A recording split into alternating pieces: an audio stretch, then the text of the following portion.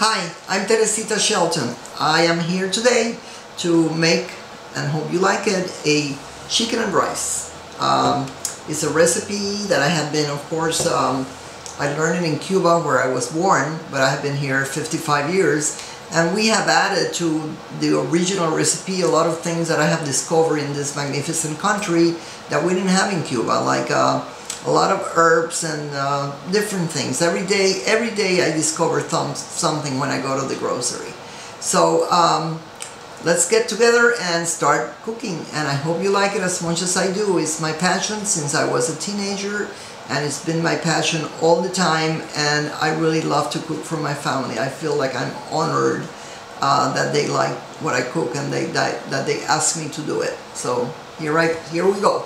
I have here most of the ingredients that you need to do it. You need eggs, which you are going to boil and use for decoration. You need rice. I use you have to use a short grain rice called Valencia. Sometimes, if I have the time, I go to a Spanish from Spain place market here in Miami, and I buy some rice from Spain. But really, that is because I love to go and buy different things. And I usually mix it with arborio rice. Arborio is the one that is used for the risotto, and it's a little bit softer, and I don't know why, I always like to mix things. Now, the first thing you're going to need is the onions, the peppers. I sometimes buy red and green, or one color, or red or green, it doesn't matter. I like to buy shallots as well, and you're going to need lemons. I always buy green lemons and garlic. Okay, so let's get started. The first thing that you do, let me go to the refrigerator and get the chicken. This is the most important part of the dish. The chicken I have already marinated. It should be marinated the day before, or at least a couple of hours before. And you do that with what I have here, which is garlic in little pieces, lemon, which you take the juice out, fresh lemons, and then you mix everything. You mix it in here. Once you have the lemon and the garlic in little pieces, you put it in here in this processor, and this is what you get. And with that and salt and pepper, you marinate the chicken. You put it in the refrigerator, well covered. You can do it 2 days before or a day before. I never measure anything. Usually I just pour it. And then you're going to put, the first thing you're going to do is put it high first, or not high. I try never to use high, because you can burn something and you have to throw it away. You feel like it's undercooked, you can then go a little higher, and it's not a problem. But if you go high from the beginning, it's going to be a mess. So you put some of the peppers. Yuca con mojo is something that is very special for us in Thanksgiving and at Christmas time.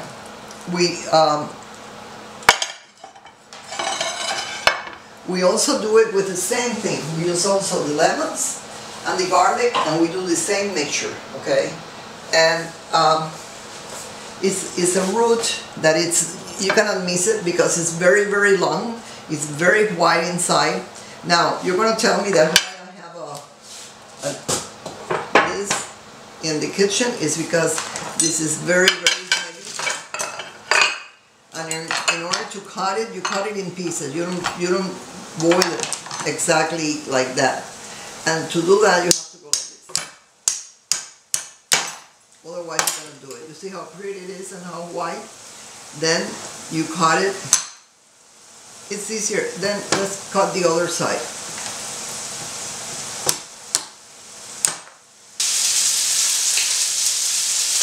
This is the yuca that has been boiled. We have to take it out.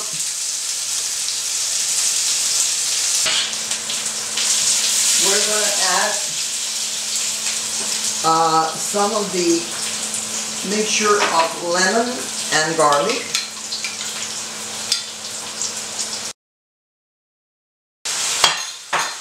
we're going to add some of the liquid.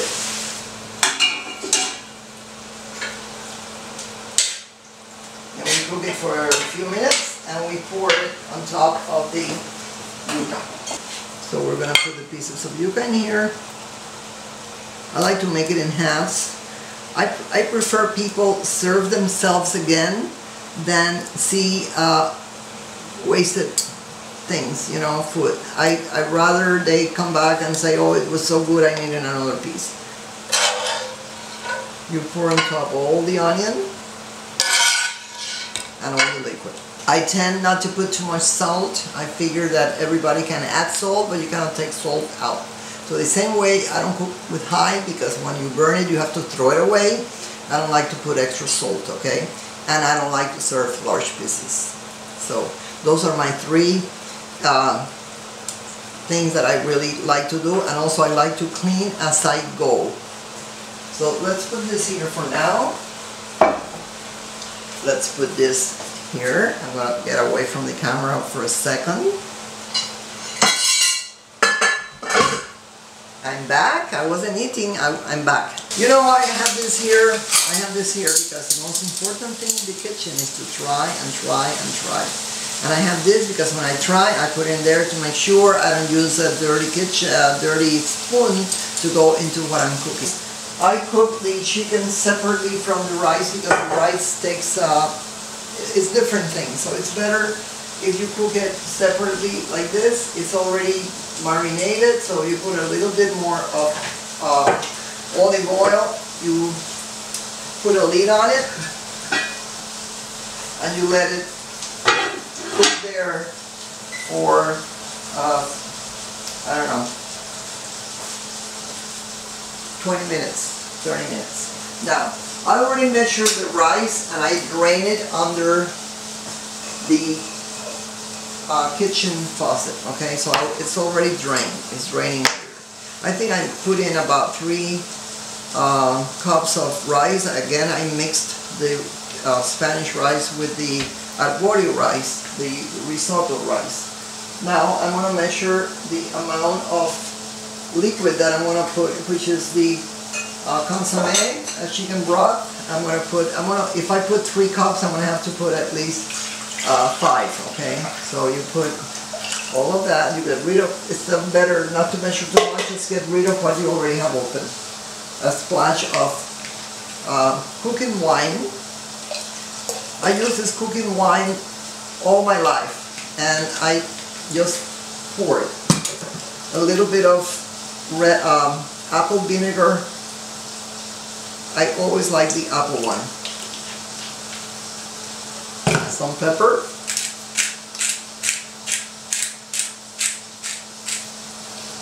some salt. This I'm going to put with a spoon because I need at least like 2. Okay. Then I use something to color the rice. The rice should be between an orange, yellow, orange, reddish color. And I accomplished that with paprika. It's Hungarian paprika. I discovered it when I went to Houston because I used to use something else here in Miami. And then I discovered this because it wasn't the brand that I bought here, it wasn't there. And since then, that day, I really like it. And I use it all the time. You put all the liquids of the things you are going to use for decoration. You pour all the liquid in it.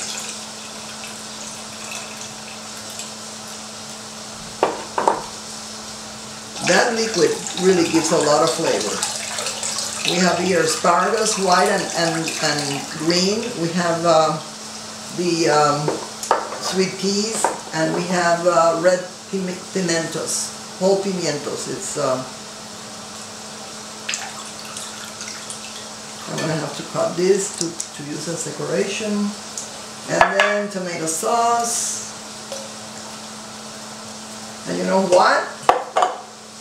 A can of beer. A can of beer. This is really, you know, the mixture of all these different flavors, but the beer is important. one, the one you have at home, okay? Whatever. Now I don't know the names of the new beers because all the beers that my sons bring here now, they have different names. They're strange names, but anyway, they must be good if they buy them. Let's pour this in.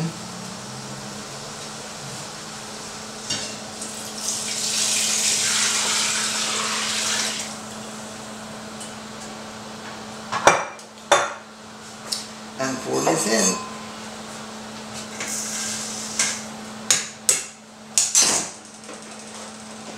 You put it first a little bit high, like a medium high, and then you take it to low.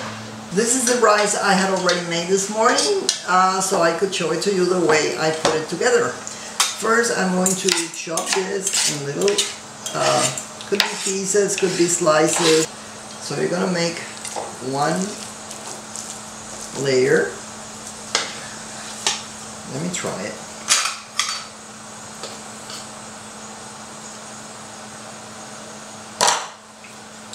Very good.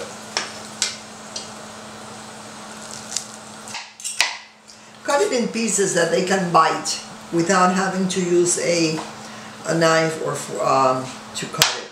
Okay, so as little as you can. So we're gonna now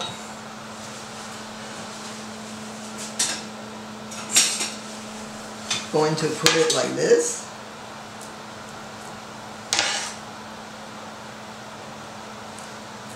Some of those are a little bit too big for my face, but I only have 15 minutes to get it all done. You know what really amazes me? To see all those bottles and cans and things, and then at the end see this. It's like a miracle. It's like really, it's nice. It's a labor of love. Okay, that's what it is. And everything is clean, everything is fresh, everything is first quality. So, and you make it with love, and you enjoy it, and the kids enjoy it. Oh, Abba is cooking tonight. Wow, how nice! Or Abba is gonna cook on Mother's Day, or on Father's Day, or of course on Thanksgiving, and it's super. I always cook extra because I can always bring it the next day to my kids, to the office, and they really eat it. But what has never happened to me is to run out of food. That will never happen. I probably have made like 1,000 of these in 50 years. The good thing about this is that you can do it, you can prepare everything the day before. As I told you, I hate to have to rush. I don't like to rush. I like to make sure that when my guests arrive, I'm clean, happy, my face is done, my hair is done, my table is perfect, and I'm ready to have fun, you know? So what do you think of this? What do you think of this? Isn't it something?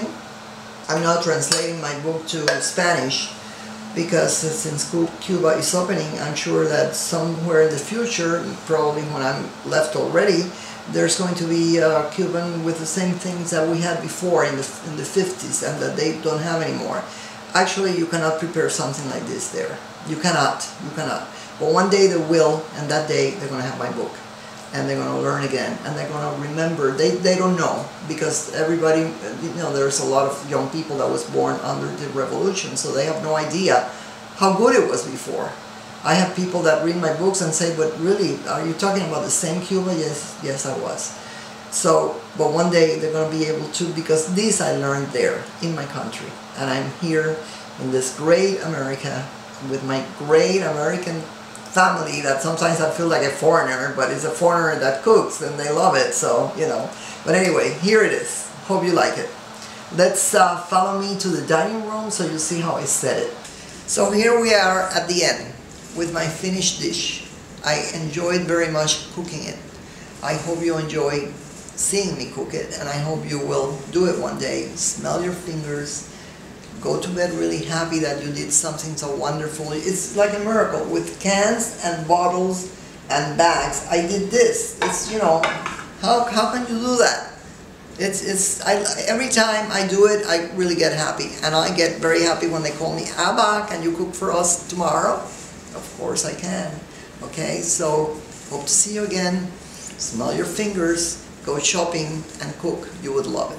Thank you.